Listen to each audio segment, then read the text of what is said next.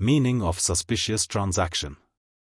Definition and reporting of suspicious transactions under AML CFT law. Under the AML CFT law and its implementing AML CFT decision, a suspicious transaction encompasses various types of transactions and funds that raise concerns due to their potential association with criminal activities. Here's a detailed breakdown of what constitutes a suspicious transaction and the obligations for reporting such transactions. Definition of a suspicious transaction. A suspicious transaction, as defined by the AML CFT law, refers to any transaction, attempted transaction, or funds that an FE, financial institution, has reasonable grounds to suspect as being related to any of the following, regardless of the amount or timing. 1. Proceeds of crime.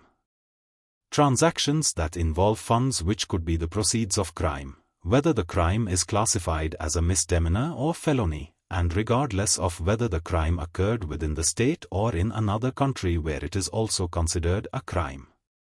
2. Crimes of money laundering or terrorism financing. Transactions that are linked to money laundering, the financing of terrorism, or the financing of illegal organizations. 3. Intent to engage in criminal activities. Transactions that are intended to be used in activities related to the aforementioned crimes.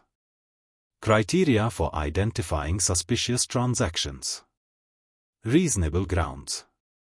The primary criterion for a transaction to be classified as suspicious is the presence of reasonable grounds for suspicion, as outlined above. The assessment of suspicion can be based on various indicators, behavioral patterns, or customer due diligence, CDD, information.